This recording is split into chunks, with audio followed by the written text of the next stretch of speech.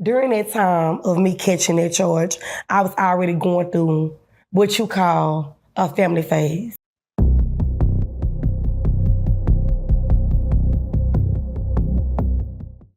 Prison Stories 101. Man, we are here with another I would say, serious conversation, because whenever we bring a woman through, it just turns to a different hill, man. It's a different audience where, not only do men know your story, a lot of men are incarcerated, but women know your story. But I want to introduce Brednet. Is it pronounced Brednet? Yeah, Brednet Taylor. Brednet Taylor. First and foremost, how you doing? Welcome. I'm doing good. How you doing? I'm doing all right. Welcome to the platform. If you don't mind, can you reintroduce yourself? Let them know where you're from and how much time did you serve? My name is Brednet Taylor. I'm really known by Brittany. I'm from Dallas. I did 20 years in prison. I came out last year at 33, at 34, going into 33, going into 34 for aggravated robbery, credit card, and check abuse. Wow. Hold on, wait a minute. So that means you went in at what age? I went in at 13, going on 14. Oh, man. Okay, this is going to be one of them ones. Okay, first and foremost, when I got introduced to you, your name was spelled uniquely. How do you spell your name? It's spelled Brednet. Yeah, that is a very unique name. Can you speak on the origin of that name, where you got that from? I was raised initially by my grandfather and my grandmother, which is my mother's parents. And growing up through my childhood, my mom, I was born with crack cocaine in my system due to my mom was an addict. And my grandparents felt like the best of the family was for them to take my mother's rights. So they took my mom to court and they fought and they got custody of me, my sister and brother. Well, when my mom brought me home from the hospital, I didn't have a first name. So I went home for a whole month with the name of Baby Sharita Taylor. So during the adoption and everything, my mom wanted my name to be Brittany, but initially I got to spell Brednet. So during growing up in my childhood, by my family members and close friends, they know me as Brittany. But when I entered into the system, I was called Brednet. So I had no choice but to respond by that name. Were you ashamed of your name for any reason? I thought it was a little old-fashioned. So just a little old-fashioned. Brittany's a cool moniker as well. Well, okay, let's go and do it like this, man, because this right here is, we're in the discovery phase, I guess you could say. We always try to find out the when, as far as when you served your time. What year did you go? I mean, I know you just said the year you just got out, but what year did you go in? What year you got out? 2006, August 17th. 2006, August 17th. When it comes to the where did you catch a charge, and what all units did you serve in? I caught my charge in Dallas at North Park Mall.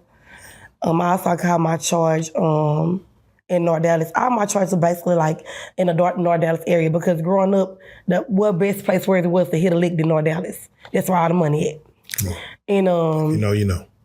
Yes. And so during that time of me catching that charge, I was already going through what you call a family phase. Some people come from different backgrounds and different generations.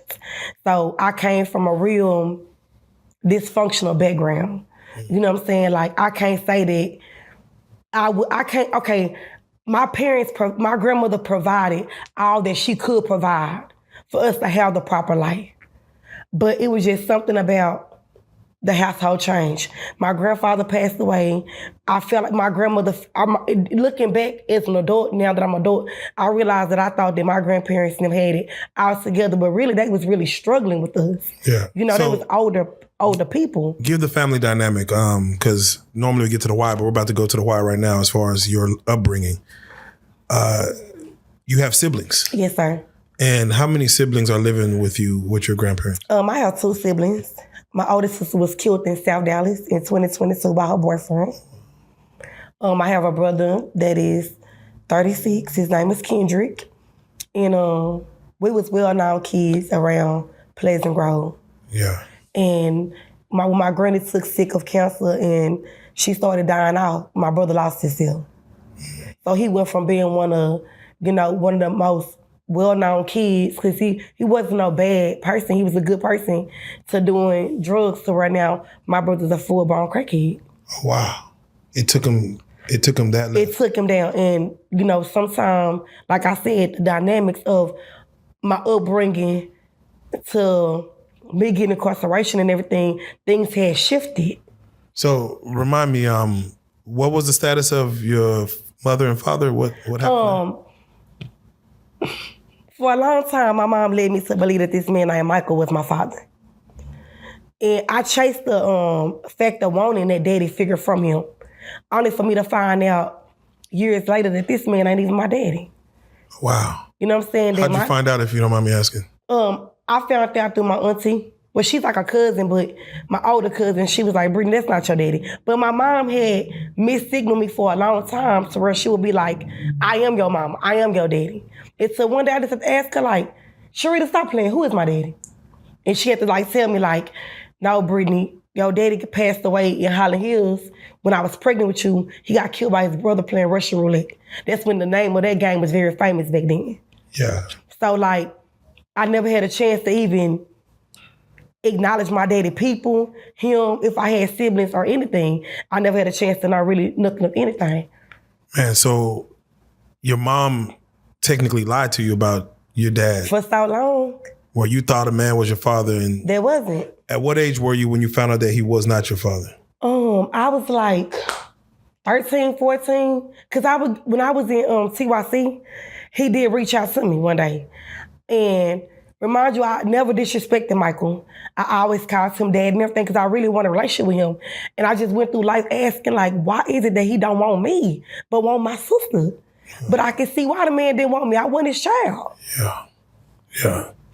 So technically your mother chose not to raise y'all? No, she didn't choose not to raise us. It was either get clean or hand over your children. Yeah. And because she was addicted to crack cocaine, my grandparents wasn't going to allow her to take us down that path like that. See, my brother and sister, they was raised with my mama. And their daddies was active in their life. But my daddy wasn't active because my daddy was deceased. Man. So it sounds like the cards were stacked against you anyway. As far as, you don't have the resources to even, go off and be great like they want us to be. The American dream, they say. Yeah. So we're going to get to the what as far as with this crime, but how would you say what kind of child were you? Will you say you were a bad child, a good child? How would you categorize yourself? Okay, this is where my emotional side come out, my vulnerability. Growing up, I was a mama's girl. It didn't matter that my mom smoked the crack. It didn't matter that she didn't want to, because she wanted to be there. But anybody knows that when you have a parent that's an addict, the odds are against them being there for you. So I was a mama's girl growing up, because a lot of things I really didn't even understand growing up when it came to drugs. And as my mama came home from prison, she went to prison when I was like 3. Wow. Like 2 or 3, she didn't come home until I was knocking down 8 years old. Damn. So my mama really didn't even know me, and I didn't really know her. Damn. But I knew that was my mom. And then by her coming home at 7, 8 years old, I get locked up at 13 going on 14. So how do I know my mama? Damn, you only had a couple years with I only had a few years with my mama.